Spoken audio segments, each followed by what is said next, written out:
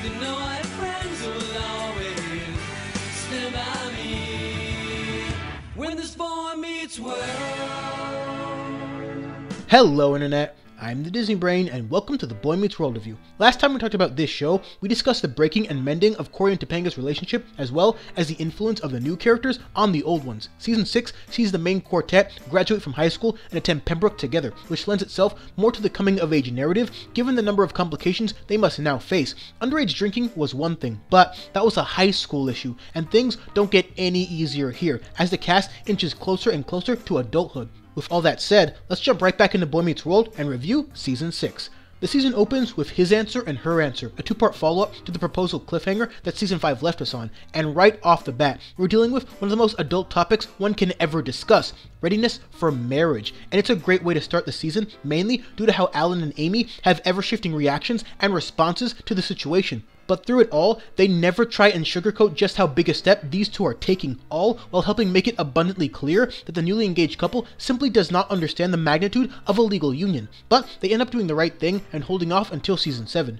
The college setting in general proves to be a daunting new frontier for our characters, but primarily for Cory, as the pressures of school and social life alike create episodes all their own. This even prompts Feeny to come out of retirement very early into the season, which eventually sees him as an instructor once more. The others go through their own significant struggles too, as the season progresses, but before any of that, we get an episode called Everybody Loves Stewart, featuring Ben Savage's brother Fred as the title character, and a slimy one at that. So much so that I'm convinced he must be Charlie Gardner's father. It would make perfect sense.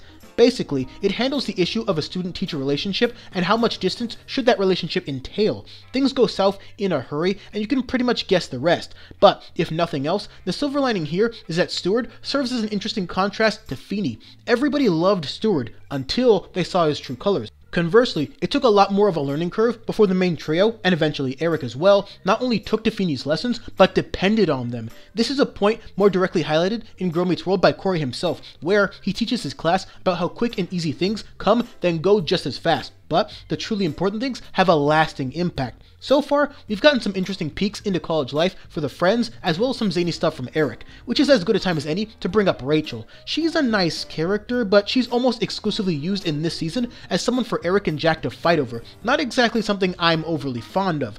And even when her and Jack enter a relationship later on, nothing really comes of it.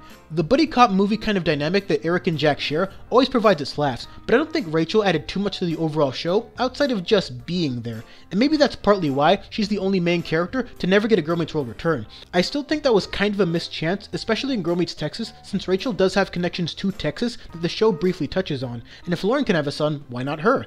You all know what's coming next, so gear up as we board the field train. When I say the midway point of Season 6 hits like a freight train, I mean it. For 6 or maybe 7 of the next 8 episodes, this show will hurt you. It all starts with a little boy named Tommy, who is part of the underprivileged children that Eric helps with Christmas presents. An awesome moment for Eric, going overboard in the way only he can to create a Christmas miracle. But then, things get serious in a hurry when Tommy asks Santa Eric for a new family. My heart sank.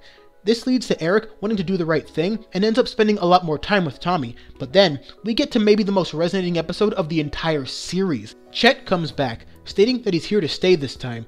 In the middle of trying to rekindle his relationship with his two sons, he suffers a heart attack. The event presents Sean with an important realization about how his inability to emotionally connect to people is in part tied to his anger at his father. It's a major step in the right direction for the at times directionless Sean, and with more time, maybe the two find a way to continue repairing the damage. With more time, maybe the deadbeat dad becomes a true father figure. With more time, maybe the Hunter family can truly reconcile. But, unfortunately, they ran out of time, as a second heart attack claimed Chet's life. Later episodes, including one Girl Meets World episode, would depict Chet as a ghost assisting Sean through certain decisions. I can see how the show's choice to essentially bring him back for a few moments could be a point of contention for some, but I think those moments really worked. It's a nice visual for Sean using what he remembers about his father to guide him. Except for that one time in Season 7 where it operated more like a ghost dad gimmick, and that concept has never ever worked. But the train keeps chugging, even with Sean leaving to find himself. Next stop, the arrival of Josh Matthews, a blessing that quickly becomes a nightmare once the doctors inform the Matthews family that the premature Josh may not survive. Watching it really caught me off guard because I didn't remember season 6 before rewatching it, and we've seen Josh as the strapping college kid he becomes, so I never had any reason to suspect that his life started with such complications. But the episode still presented the idea of family and priorities very well, and we get some of the best Amy Matthews acting moments in the process. Also that ends well though, as Josh is finally healthy enough to head home with the rest of his family. But it ain't quite over yet, as Eric now has to deal with the decision to adopt Tommy, something he really wants to do, but realizes he can't sacrifice Tommy's potential happiness for his own. That, and Eric still isn't self-sustaining at this point, so his choice was a heartbreakingly responsible one.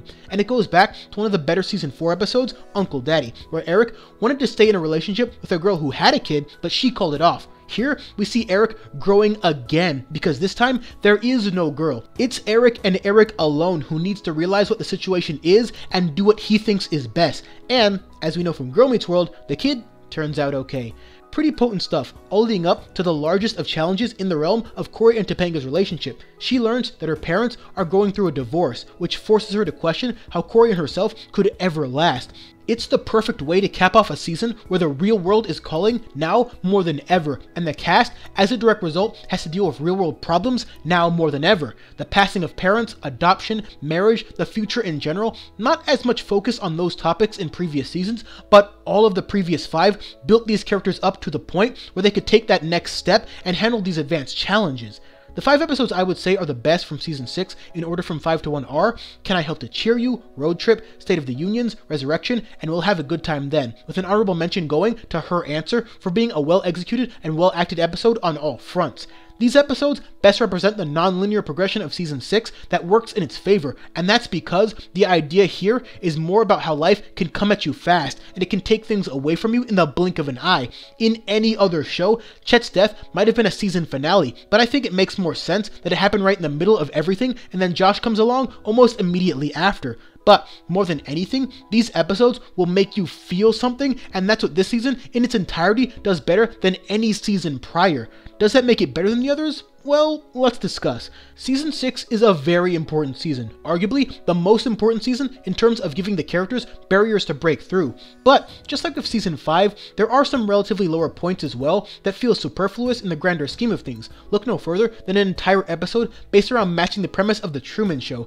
A fun episode, yeah, but a pretty absurd one all the same. But that actually works better here than it did in Season 5 because of the emotional tenor. There's more of a purpose for those kind of tonal shifts because Boy Meets World is a sitcom and not a soap opera, and by balancing those elements, the resonating moments actually become more affecting as a result. And just like in season 4 and season 3, season 6 beautifully starts and ends with similar topics pushed forward based on what the characters have learned in between. Cory and Topanga are rushing to get married right after high school. They thought they had all the answers, but now the divorce of the Lawrence parents has her and Cory ending the season with nothing but questions, and the complications of being engaged do have their own spotlight episodes in the season as well. Speaking specifically about Sean, it's easy to see Boy Meets World as shorthand for Cory Meets World. But, just like with several key episodes from Maya and Farkle in Girl Meets World, the original series elevates itself to some major peaks when Sean is the one being focused on. Everything he's been through, all the paths he's chosen, all the obstacles he's overcome, all come to a head in this season.